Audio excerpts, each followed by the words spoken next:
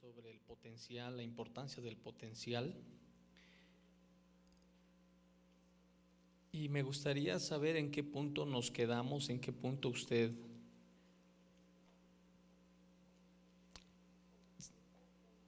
se quedó. Del cuadernillo, ¿en qué parte nos quedamos? Me gustaría ya terminar esta parte final de un 4 para entrar al liderazgo. Ok. Fijando metas, ahí nos quedamos.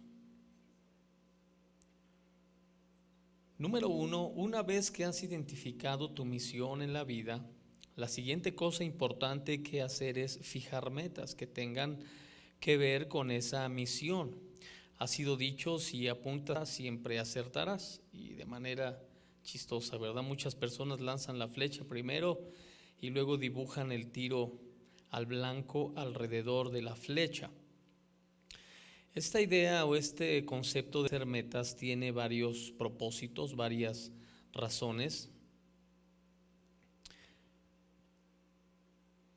Y quiero introducirme en este punto con una idea en relación a las metas: que nunca renuncies a lo que sabes por lo que sientes. La mayoría de las personas en la vida renunciamos muy fácilmente a cosas que ya sabemos por cosas que sentimos. En algún momento estoy seguro que nos ha sucedido a todos que tenemos diferencias de pareja, o diferencias con los hijos, o el trabajo, o en la misma congregación, en la misma iglesia. En algún momento hay un desacuerdo entre el liderazgo y nosotros, pero nosotros ya sabemos que eso va a pasar, ya sabemos suceder, ya sabemos que en algún momento las cosas no van a funcionar, que en algún momento habrá problemas en la relación, padres e hijos o pareja, ya sabemos. Y también sabemos que ese tipo de conflictos algunas otras personas los han pasado antes que nosotros. El problema que tenemos nosotros es que renunciamos a lo que sabemos por lo que sentimos. Entonces, como que todo se resume en lo que yo siento en ese momento. Yo siento que ya no, siento que no lo soporto más, siento que ya no aguanto más esto, y entonces renuncio a lo que ya sé por algo que siento. Y déjeme decirle que en relación a las metas, es importante que una vez que establecemos metas, que una vez que ponemos los cimientos o la base sobre la que queremos construir nuestra vida o nuestra familia o nuestra relación tenemos que establecerlas con la seguridad que jamás lo que sentimos nos hará desistir de lo que ya sabemos. En algún momento no vas a sentir ganas de venir a la iglesia, no vas a sentir no vas a sentir querer ver a tus hijos por los problemas y las diferencias, pero tú sabes que las cosas serán así. Entonces, ¿qué tienes que hacer?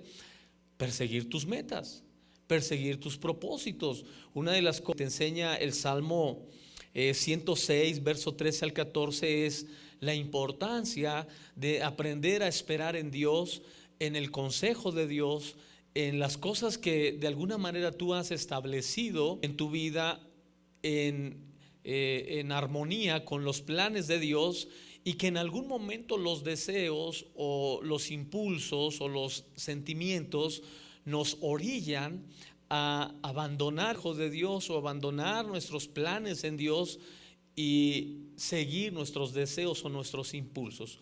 La primera cosa que nos impide esperar en Dios es cuando no entendemos que muchas de las cosas que hacemos en la vida tenemos que darles una pausa para asegurarnos que están en sintonía con los planes que Dios tiene para nosotros y con lo que en algún momento usted y yo nos hemos propuesto.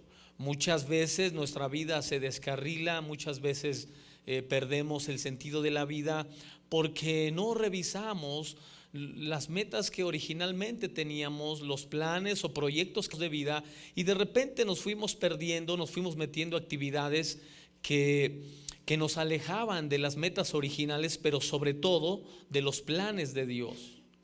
Y cuando menos nos dimos cuenta, ya en un entorno que no tiene nada que ver con el plan original. Entonces, haz una pausa. Si quieres aprender a esperar en Dios, si quieres aprender a esperar en la realización de tus metas, haz una pausa en lo que estás haciendo en este momento. Muchas personas les cuesta hacer una pausa porque la mayoría de nosotros creemos que está bien lo que estamos haciendo, que no le estamos haciendo daño a nadie, que no estamos afectando a nadie, pero si es necesaria pausa para que puedas realmente aprender a esperar en Dios en el cumplimiento de tus metas. La segunda cosa que tienes que hacer en la idea o en el consejo de la palabra de Dios sobre cómo esperar en Dios el cumplimiento de tus metas es que tienes que aprender a cederle lugar a otros. Ahora déjeme ampliarle la idea de aprender a ceder el lugar a otros. Muchas veces usted y yo estamos formados en la fila de los propósitos de Dios, pero muchas veces no estamos completos ahí. Muchas veces nos falta la luz verde de Dios, nos falta la guianza, la indicación de Dios, y es ahí donde tú tienes que cederle lugar a otro. Es muy parecido a cuando usted está en la fila del banco o en la fila del súper y por alguna razón a usted le hizo falta comprar algo, le hizo falta llenar un documento, falta cumplir con algún requisito, y entonces estás formado en la fila y ya vas a llegar a la caja, pero no estás completo. Entonces lo que la mayoría de las personas hace es pásele y dejas pasar a otro que él par directamente a la caja y poder cumplir su plan, su meta, su propósito. Y entonces aprender en la vida a cederle lugar a otros no tiene que ver necesariamente con retrasarte en tu caso, retrasarte en el propósito de Dios, sino tiene que ver realmente con estar seguro y completo que estás llegando a tu meta, que estás cumpliendo una cita, que estás cumpliendo un propósito y que Dios te está dando verde de que pases ahí. Muchas personas, por no ceder lugar a otro, lo que hacen es ni pasan ellos y no dejan pasar a otros. Y entonces estamos ahí estorbando a gente que bien intencionada quiere alcanzar sus metas, sus propósitos. Usted sabe que ese era el reclamo que Jesús le hacía a los fariseos en relación a la búsqueda de Dios. Le decía a los fariseos, ni entran ni dejan entrar a buscar de Dios. Hay gente de un corazón genuino que quiere buscar a Dios, que tiene como meta acercarse a Dios, pero ustedes no los dejan. Entonces, aprender a cederle lugar a otros, ver con aprender a esperar en Dios, que nuestras metas y sus propósitos se puedan cumplir en tiempo y forma. Ahora, yo no sé si usted está dispuesto a cederle lugar a otro, pero en algún momento de su vida lo tendrá que hacer. Y lo tenemos que hacer por el bien nuestro, porque no mucho tiempo nos van a prestar en la fila esperando a estar completos, esperando a recibir la indicación de pasar.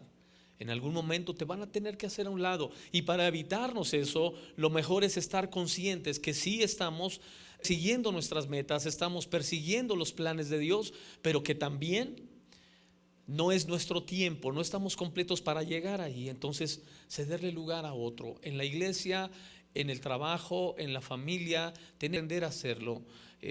Yo sé que no es fácil en algún momento cederle lugar a alguien que sabe más que nosotros, a alguien que está más preparado, a alguien que tiene más talento, más capacidades. Yo un principio muy importante en Primera de Samuel, cuando Jonatán le dice a David, le dice, tú serás el rey de Israel y yo seré el segundo después de ti. Y uno de los principios es aprender a ser siempre el segundo o la segunda.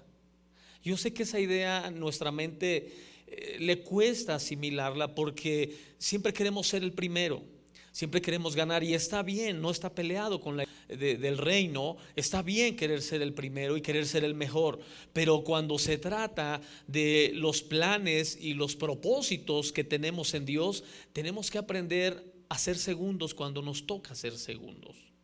Jonatán tenía muy claro que la unción de Dios estaba sobre David, y que David había sido ungido para rey, aunque por genealogía y por vino le tocaba a Jonatán ser el primero.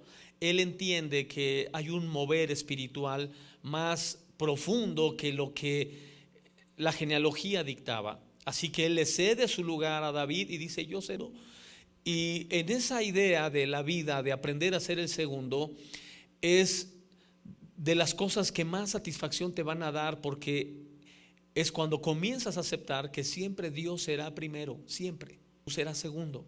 No importa si es en una relación de pareja, no importa si es en un trabajo, no importa si es en la iglesia, no importa si es en una posición a la que eres llamado, pero siempre tú serás segundo.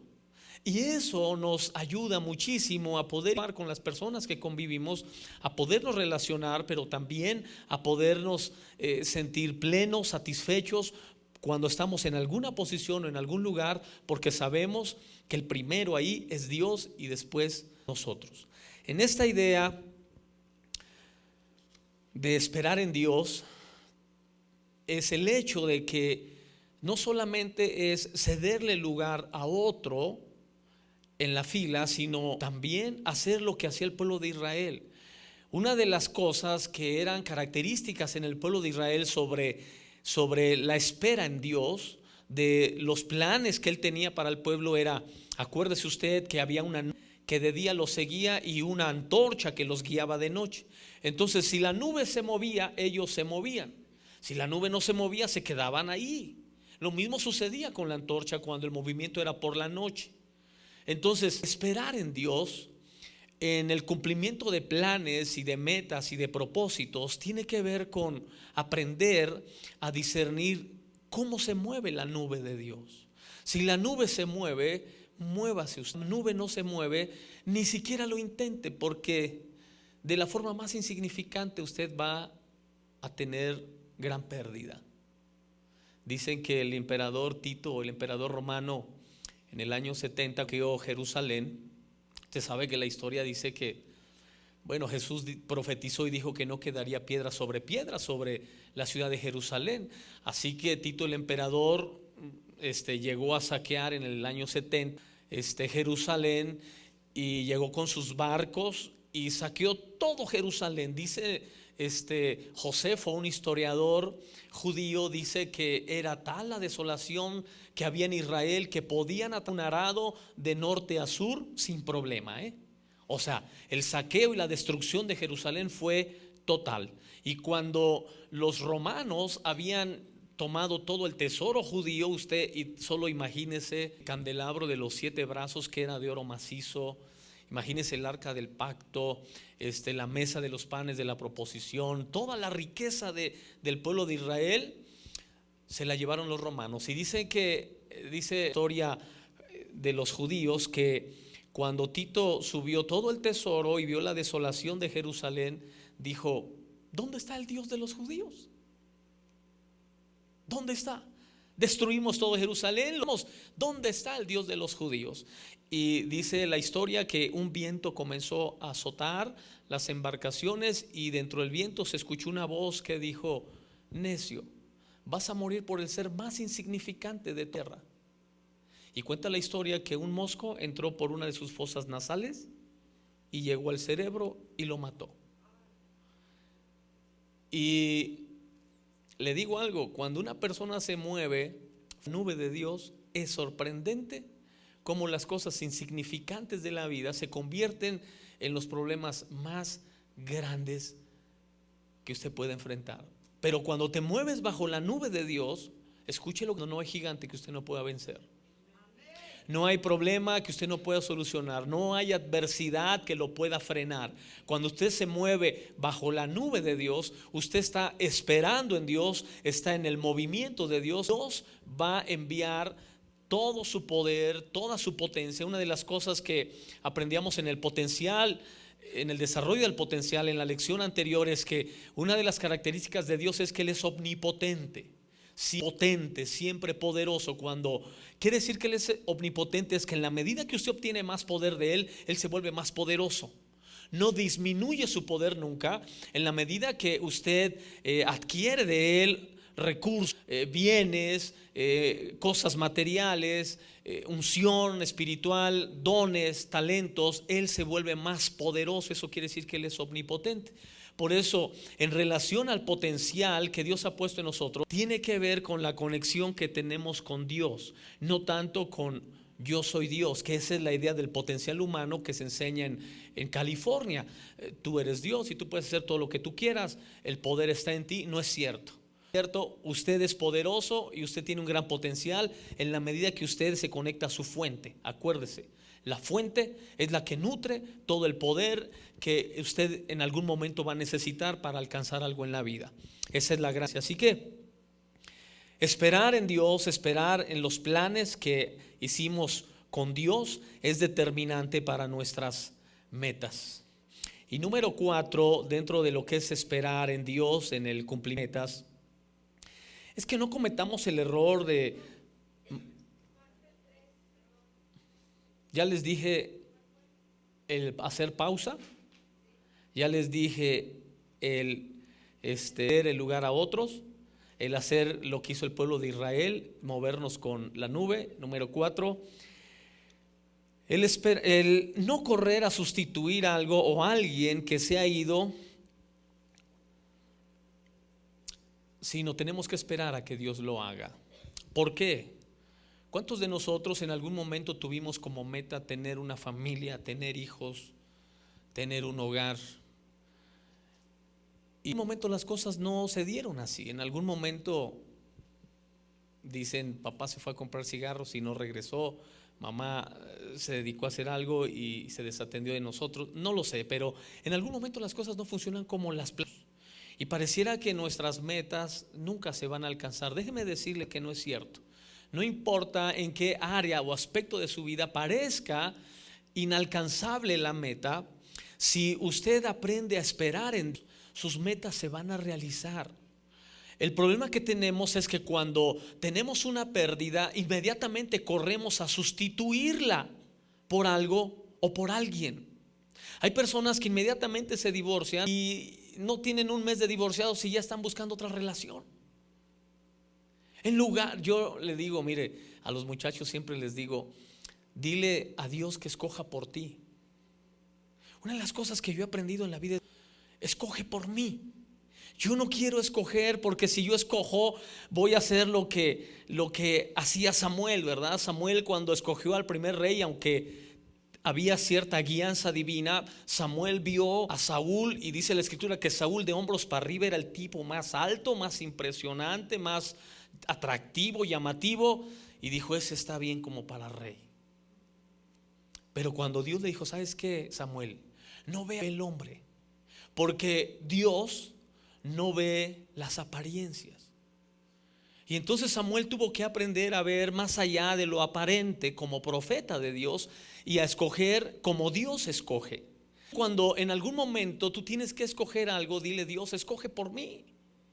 Yo no quiero escoger, porque si yo escojo voy a guiarme por las apariencias y me voy a meter en problemas.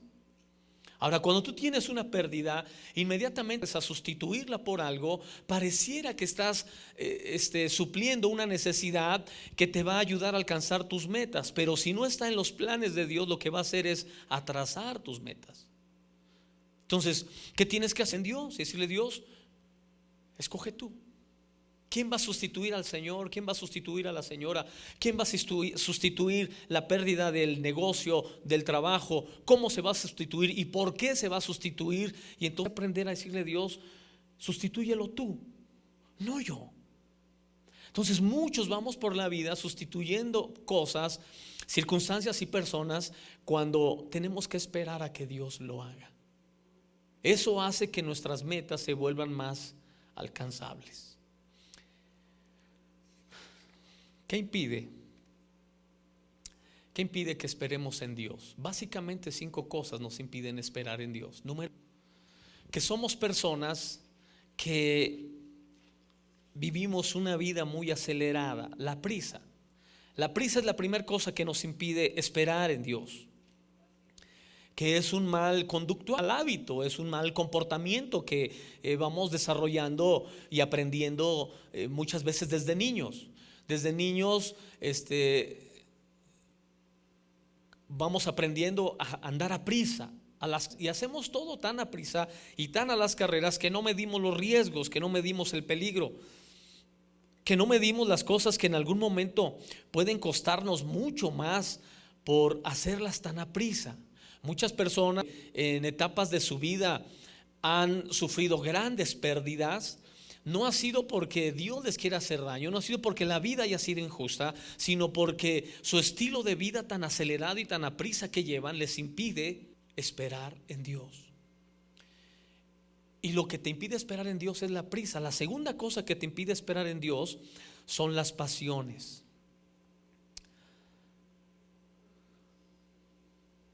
Pasiones las necesitamos. Las pasiones no son malas. Las pasiones son buenas. Usted es una persona emocional, usted es una persona sentimental, usted es una persona que cualquier circunstancia de la vida le hace reaccionar emocional o sentimentalmente. Así fue hecho por Dios. Eso no está mal.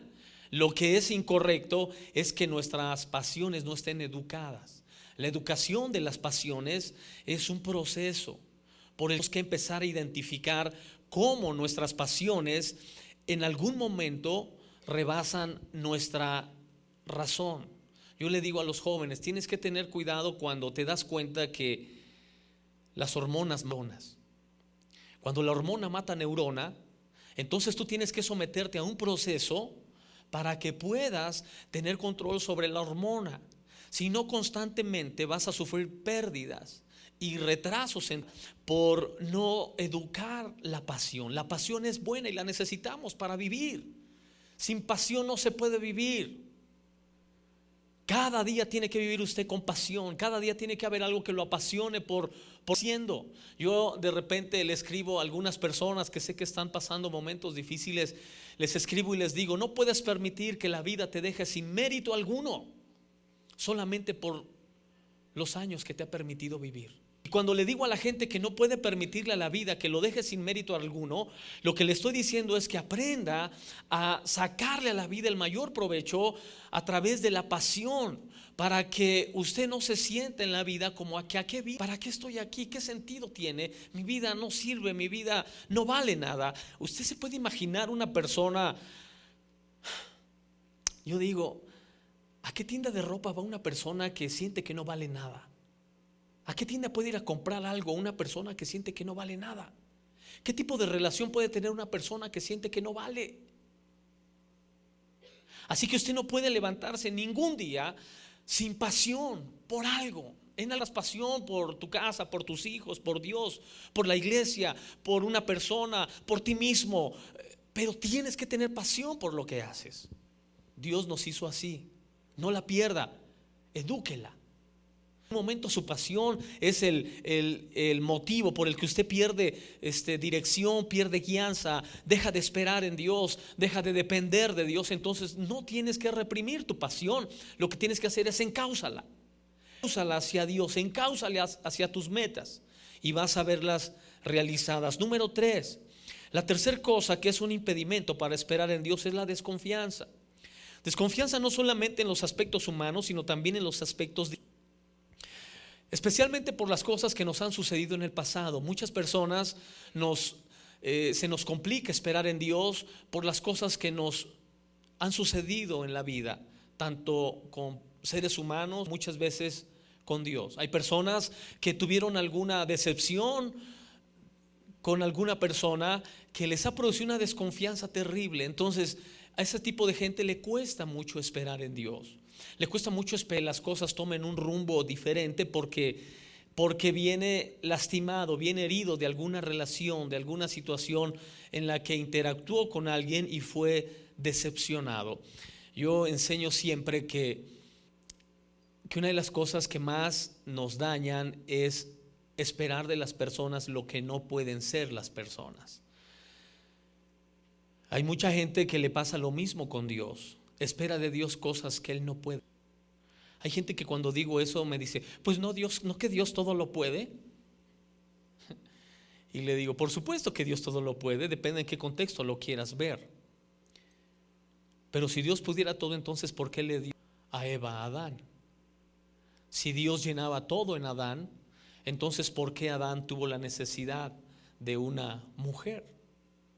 ¿Por qué? Porque hay cosas, por supuesto, que Dios no puede llenar, que solamente la llena una persona, que solamente la llena un momento de la vida, que solamente la complementa.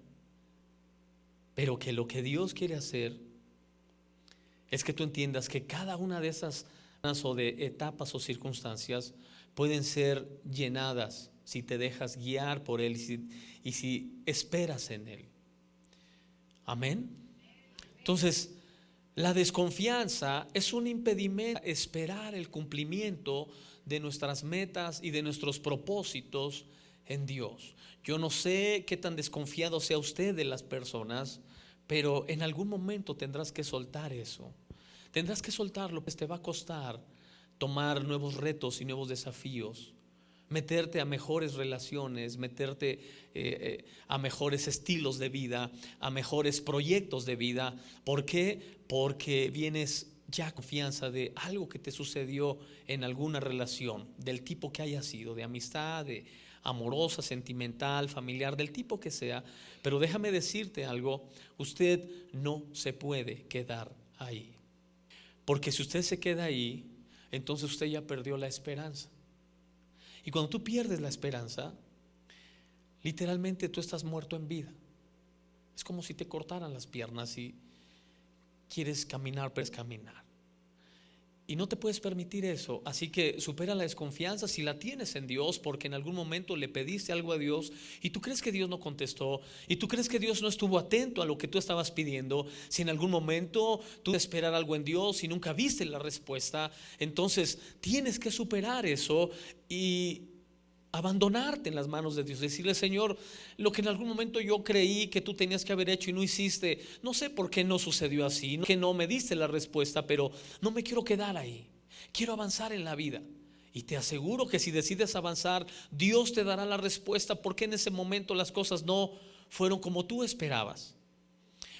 Cuando a voluntad de Dios, de la que habla el libro de los Romanos capítulo 12, cuando dice que la voluntad de Dios no se entiende, la voluntad de Dios se comprueba. Porque Romanos 12 dice: para que comprobéis cuál sea la buena voluntad de Dios, agradable y perfecta. Muchas personas quieren entender la voluntad de Dios y no lo va a hacer nunca. Usted, ni yo, ni la persona más preparada en el mundo puede entender la voluntad de Dios, porque dice la Biblia que así como son los cielos más altos que la tierra, así son sus pensamientos que los nuestros. No se puede entender la voluntad de Dios, pero sí se puede comprobar. Y la puedes comprobar en la medida que comienzas a esperar en Él. ¿Sabes qué? De 10 cosas que me sucedieron el año pasado, no entendí 7, no entendí pero lo que entendí, las 2, 3 que entendí me son suficientes para dar un paso más en fe. Y en esa medida vas comprobando la voluntad de Dios en tu vida. ¿Por qué esas cosas que no entendías? No tenías que entenderlas ahí, las tenías que entender en otra etapa de tu vida. Entonces, no te quedes con la desconfianza ni en Dios ni en las personas estancado. Da el paso en fe y espera en Dios. La cuarta cosa es cuando el impedimento de la imitación nos impide esperar en Dios. Y entonces pensamos que a otros les funcionó, a nosotros nos debe funcionar. Lo que a otros les hizo bien nos debe hacer bien a nosotros. Y ese es un error, el imitar lo que otras personas han hecho o tienen para que nosotros podamos estar en esa posición o en esa condición. Yo quiero decirle que Dios tiene para cada persona algo personal,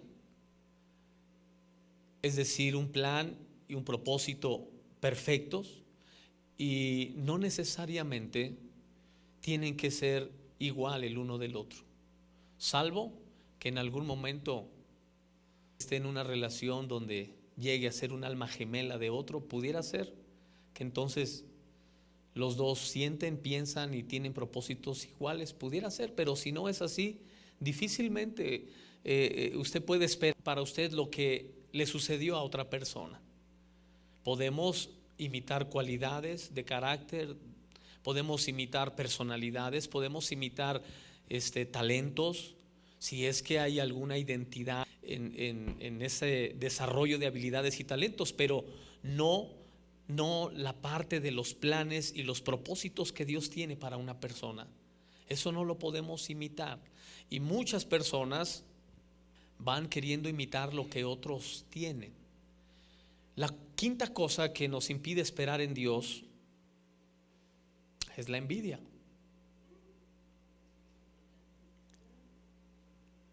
Como Él lo tiene, yo también lo quiero. Y la envidia es un enemigo muy destructivo de el esperar en Dios. Muchas personas esperar en Dios porque lo que están viendo que otras personas hacen o tienen, lo quieren ellos, aunque eso no sea para ellos, sea para otros. Y el desear lo que otras personas han alcanzado, han logrado, sin darnos cuenta que el plan de Dios para cada persona es diferente, eso nos retrasa y nos rezaga en las bendiciones de Dios y en el cumplimiento de nuestras metas. Muchas personas aún abortan sus propias metas y sus propios planes y propósitos por lo que ellos quieren que de los demás o lo que han visto que otros tienen. Así que la envidia es un impedimento terrible para esperar en Dios. Eso fue lo que destruyó al pueblo de Israel. Acuérdese usted que el pueblo de Israel y en la Biblia usted no encuentra un gobierno demócrata.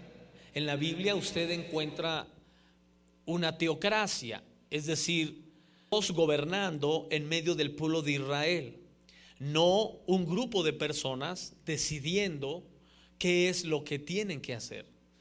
Así que en algún momento el pueblo de Israel comienza a ver que los a su alrededor tenían su propio rey. Ellos no tenían rey, su rey era Dios. Ellos tenían su profeta, su sacerdote. Cuando ellos tenían algún problema iban con el profeta y el profeta oraba a Dios y Dios les decía, bueno, diles que salgan a batalla, que yo les voy a dar la victoria, o diles que se queden en sus casas, no es tiempo de guerra, y no salían a la guerra. Pero en algún momento comenzaron a ver que otros pueblos tenían su rey y que su rey los guiaba y los dirigía permanentemente y que era la imagen del pueblo. Y entonces fueron con el profeta y le dijeron a Samuel, queremos un rey también. ¿Por qué? Queremos un rey como los demás pueblos. Queremos lo que los demás tienen. ¿Sabe? Una de las cosas más tontas que nos venden los gobiernos es que para hacernos creer que somos una ciudad o un país mundo tenemos que hacer lo que hacen los que tienen un primer mundo. Entonces, como en el primer mundo se legaliza la marihuana o la droga, para que seamos primer mundo tenemos que legalizarla, y así ya estamos al nivel de los holandeses o de los. Eso es lo más tonto. O como ellos legalizan el aborto, oiga, qué mente tan atrasada, ¿verdad? La mexicana. Estamos pero 100 años atrás. Tenemos que legalizar el aborto para que seamos ciudad de primer mundo. Y entonces hay un montón de gente tonta a favor del aborto, acarreando maldición para esta ciudad y para nuestros gobernantes, porque creemos que esa es la forma de estar en el nivel, ¿no? de las grandes ciudades, de las más avanzadas del mundo. No es cierto. Israel, cuando empezó a ver que los demás pueblos tenían su rey, comenzaron a envidiar. ¿Por qué nosotros no? Igual podemos tener un rey. Y entonces el profeta Samuel le dijeron, Samuel, queremos un rey como los demás pueblos. Y Samuel les dijo, sí. Si ustedes tienen un rey, el rey va a agarrar lo mejor de sus cosechas, lo mejor de sus ganados, sus mejores hijos y hijas, se las va a quedar el rey. Lo mejor de sus tierras se lo va a quedar el rey. Y ellos dijeron, queremos rey. Porque la envidia es terrible. Ahora, si usted se siente envidiado, ese es un privilegio, ¿verdad? Siéntalo cuando alguien le envidia y siéntase deshonrado cuando no le envidia nada. Porque siempre dice la Escritura que el desarrollo del don, dice Proverbios, que el desarrollo del don siempre produce la envidia de sus hermanos. Siempre una que desarrolla un talento, una habilidad, un potencial, lo van a envidiar sus hermanos, su familia, la gente a su alrededor tendrá envidia de él. No se espante. Si usted de repente, cuando estaba en el promedio de sus hermanos o de su familia, se llevaban de a cuartos con usted, lo querían mucho, pero de repente usted despegó un poquito, comenzó a ganar un poquito más de dinero, comenzó a hacerle una ampliación a su casita, comenzó a mejorar su carrito, y los demás lo empiezan a ver así como que, no se espante. Siempre el desarrollo del don o de un talento produce la envidia de los hermanos y de la familia. Así que Israel comenzó a tener envidia de los demás pueblos y dijo: está bien, hombre, si quieren un rey, vamos a darles un rey. Y les dieron a Saúl. Saúl fue el primer rey de Israel. Y no era más que la evidencia de de esperar en Dios. Sí, Dios me contesta, pero Él me contesta cuando quiere, en el tiempo que Él quiere, de la forma como Él quiere, no como yo quiero, ni en el tiempo que quiero, ni en las circunstancias que yo quiero, a mi manera. Ahora, ¿te das cuenta qué terrible es no esperar en Dios? Porque cuando Israel toma a Saúl como rey, entonces comienza ahí a haber una distorsión de la teocracia. Y entonces el gobierno de Dios por Israel, la forma en la que Dios bendecía y protegía a Israel, entonces ahora depende de un rey, de una persona. Y entonces comenzamos a entrar a un proceso donde el hombre se gobierna hasta llegar a la democracia, que nos han hecho creer que es lo mejor que le puede pasar al mundo, pero yo tengo mis dudas de que la democracia realmente funcione. Hasta hoy no hay un solo país en el mundo, uno solo, en el que haya una democracia real, perfecta, ni que funcione. No hay uno solo. Dijo Colin Powell un día cuando le señalaron que ¿por qué defendía tanto la democracia si no funciona en ninguna parte del mundo? Dijo: hasta hoy no tenemos un sistema que nos pueda demostrar que los seres humanos podamos vivir en convivencia mejor que la democracia. La democracia realmente no existe, pero no hay un sistema que hoy tenga el ser humano, porque no lo quieren ver. Pero en la historia Dios ha gobernado al mundo y lo gobierna perfectamente. Y el ser humano vive pleno, vive bendecido por Dios. Algún día el gobierno, Dios gobernará el mundo. Y espero que usted sea uno de sus ciudadanos. Amén. Bien, ya dijimos, ¿no? Entonces las 5 cosas. Entonces, número 2 de fijando metas, para apurarme con y entrar ya a la siguiente clase. Número 2, el doctor David Yonggi Cho, que en su nombre antiguo se llamaba Paul o Pablo Cho, pastor de la iglesia más grande del mundo. Le hago esa aclaración porque si usted leyó el libro La Cuarta Dimensión, él se llamaba Paul Yonggi Cho, y ya después en su libro Más que Números ya no se llamaba Paul Yonggi Cho, se llamaba David Yonggi Cho. Y él cuenta una historia, ¿verdad? Él dice que Dios le dijo que se cambiara el nombre, pero bueno, eso ya allá él, pero es un buen escritor de libros, sobre todo el pastor de la iglesia más grande del mundo, una iglesia de más de 1 millón de miembros en Corea, así que muy grande. El pastor de la iglesia más grande del mundo cree que es muy importante permanecer enfocado. El doctor Cho dice: el requisito número 1 para tener un crecimiento real, un crecimiento de la iglesia, es fijar metas. Él recomienda 4 principios para establecer metas. Inciso A: establece metas específicas. Establece metas específicas. Inciso B: sueña acerca de sus metas. Sueña acerca de esas metas. Inciso C: comparte esas metas con alguien más. Comparte metas con alguien más. ¿Por qué es importante compartir las metas? Déjeme aquí, este punto sí lo quiero rescatar. Porque cuando tú compartes las metas, tú destruyes que te impide regresar al pasado. La mayoría de las personas que se ponen metas, tanto en Dios como personales, normalmente no las comentan porque dicen: ¿y qué tal si no la cumplo? Ese "y qué tal si no la cumplo" no es más que un puente para volver atrás. Entonces, cuando tú te estableces una meta y dices, le voy a contar al pastor, le voy a contar a mi mamá, le voy a contar a mi jefe que ya me puse esta meta, entonces tú estás destruyendo el puente, te lleva a volver atrás, a regresar al pasado. Entonces, es importante que cuando estableces metas, también valientemente trates de comentarlas para no acariciar la idea de, si no funciona, regreso a donde estaba. No, para atrás, como dice la pastora Yuri, ni para tomar impulso. Amén. Inciso D, busca la realización de esas metas. Busca la realización de esas metas. Y bueno, ya lo demás son preguntas para dialogar. ¿Qué actividades piensas que son más importantes para tener éxito como líder de célula o de vida? ¿Qué cosas estás haciendo en la actualidad que no son esenciales y que te roban tiempo de actividades más importantes? ¿Qué verdad aprendiste hoy que pudieras implementar inmediatamente? Y esas preguntas debemos dialogar con ellas. Nuestro diálogo interno, si es posible con compañeros del grupo también, pero en nuestro diálogo interno tenemos que estarnos preguntando constantemente todo esto. ¿Pregunta hasta aquí? ¿Preguntas, reclamaciones? ¿Todavía nada?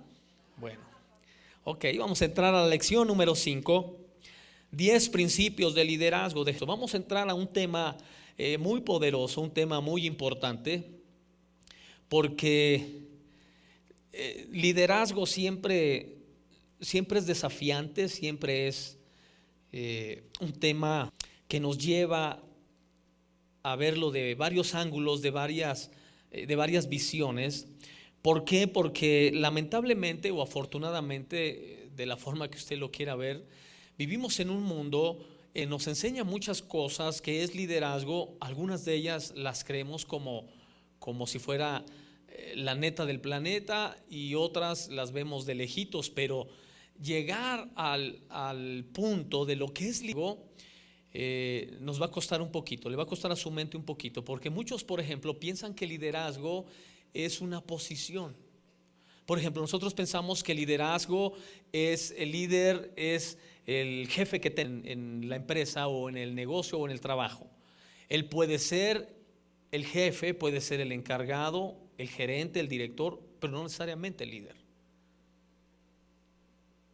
Liderazgo no tiene que ver con ni siquiera tiene que ver con una habilidad, ni con un talento, ni con un voto democrático. Si usted piensa que Enrique Peña Nieto es nuestro líder, es nuestro presidente y lo reconocemos y oramos por él, pero no necesariamente líder de la nación, porque el liderazgo es mucho más profundo que un voto o que una posición. De hecho, usted sabe que los presidentes no están ahí por ser inteligentes, están ahí, son populares. Entonces puede ser que las personas que menos sepan sean ellas, pero el voto de la gente los tiene ahí. Lo mismo pasa en las empresas, lo mismo pasa a veces en el núcleo familiar. Hay personas en una posición que tienen un lugar, pero no necesariamente están desarrollando liderazgo. Y liderazgo es mucho más profundo que un puesto, que un cargo corporativo, que un voto. Título. Hay personas que creen que porque tienen un título ya son líderes. No es cierto. Así que yo quiero que usted y yo hoy comencemos a hacernos las preguntas básicas, elementales. ¿Qué es liderazgo? ¿Qué entiende por liderazgo? Número 1,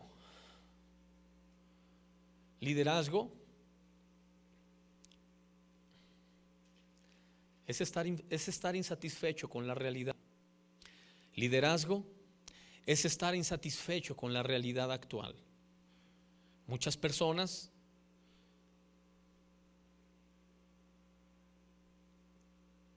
que aún han sido malentendidos, como rebeldes pueden ser, como inquietos, como desubicados, como inestables, no son más que líderes. Líderes que no aceptan y no están de acuerdo y moda su realidad actual. ¿Por qué? Porque crees que mereces más, porque crees que vales más, porque crees que puedes hacer más, porque crees que puedes ir más lejos, que puedes avanzar más. Y entonces eso es un indicador de liderazgo que muchas veces es reprimido, muchas veces es frenado por los pseudo líderes que hay a nuestro alrededor, que no son más que personas inseguras. Yo le digo siempre a la Fidel Castro no es un líder. Fidel Castro es un hombre inseguro. La inseguridad no puede caber en un líder. Los líderes genuinos, los líderes verdaderos, los líderes realmente han entendido el desarrollo y la influencia de su liderazgo en las personas. Es gente segura de lo que ha sido llamado a ser. Por ejemplo, Jesús tenía un don, tenía una habilidad, tenía un talento muy predominante en él, y el talento de él era rescatar, salvar lo que se había perdido, rescatar la oveja perdida, rescatar al hijo, rescatar la moneda perdida, salvar. Su don y su talento de él era salvar y rescatar. Es sorprendente que miles de personas dejaban sus casas, sus trabajos, sus negocios por seguir a Jesús. Es sorprendente que miles de personas dejaban todo por seguir a un hombre que tenía un don, que era atractivo a la gente, porque la gente no veía eso en el resto de lo que en su momento ellos conocían como líderes o personas de influencia o de posición. Así que cuando vieron a Jesús con un liderazgo genuino, dijeron: es él. Los líderes nunca buscan seguidores. Aprenda eso. Los seguidores los buscan a ellos. Si usted conoce personas que están buscando seguidores y que saca de aquí, saca de allá, gente de aquí, busca gente por allá y más allá, realmente no son líderes. Los líderes genuinos son seguidos por la gente, porque la gente ve en ellos algo que no tiene el promedio de la gente que conocen. Era lo mismo que pasaba con Jesús. Jesús era seguido por cantidad de gente. Si vean las condiciones y las circunstancias en las que las personas seguían a Jesús, muy distintas a de nuestro tiempo. Creo que hoy en día, de los grupos que más influyen en la sociedad de formas tan radicales como esas, es el cristianismo y es el budismo.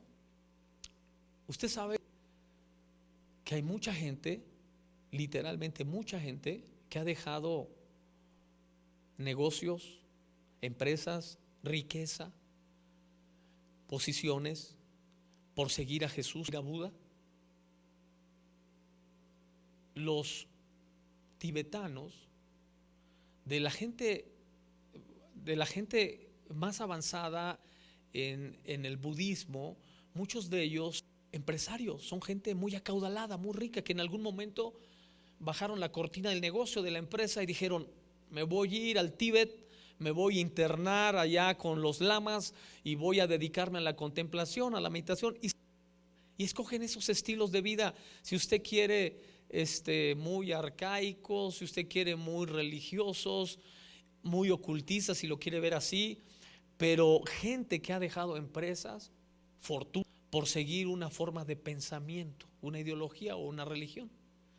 El cristianismo es uno de ellos. Todavía Jesús, me encanta el libro que escribe Max Lucado, Todavía remueve piedras. Me encanta ese libro de Max Lucado, porque no es más que la idea de cómo Jesús todavía sigue fascinando a la gente, todavía sigue siendo tan atractivo como lo fue cuando anduvo aquí en la tierra. Todavía hay mucha gente en diferentes partes del mundo, literalmente, que dejan sus fortunas por seguir a Jesús, que dejan sus empresas, que dejan sus talentos como artistas, como cantantes, y siguen a Jesús. Y tú dices: personaje, qué líder tan más influyente pudo haber sido Jesús, que han pasado miles de años y sigue impactando vidas. El liderazgo genuino, el liderazgo verdadero, no busca seguidores, buscan a él. Otra cosa que es liderazgo es asumir responsabilidades donde otros asumen excusas. La mayoría de las personas van por la vida sumisas en todo, en todo. Prácticamente las personas aprenden el arte de excusarse desde que son niños. Desde que son niños tienen una excusa para todo. Para todo. Creces, te vuelves joven, adulto y tienes una excusa siempre para todo.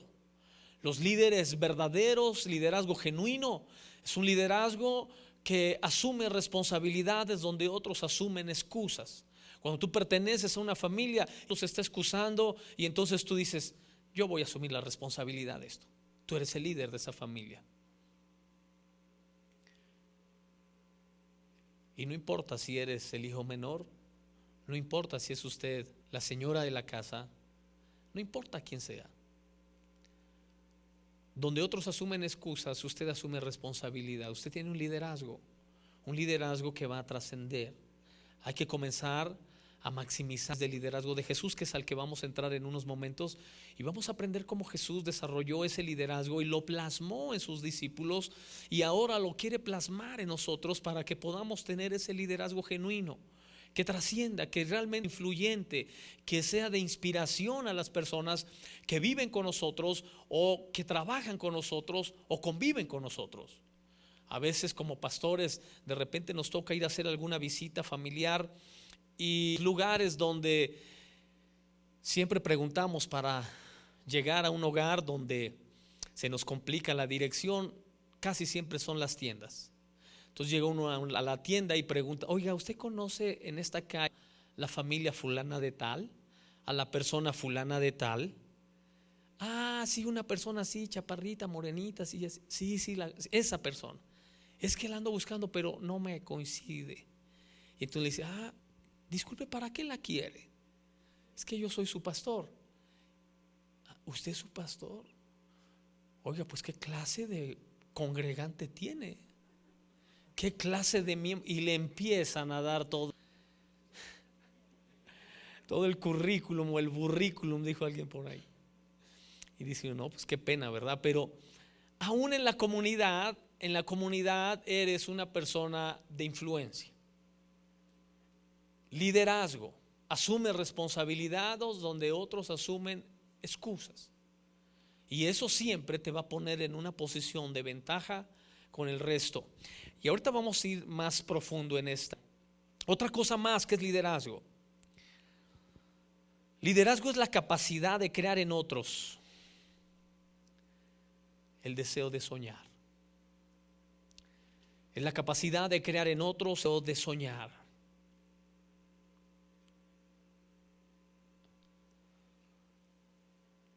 Otra cosa que es liderazgo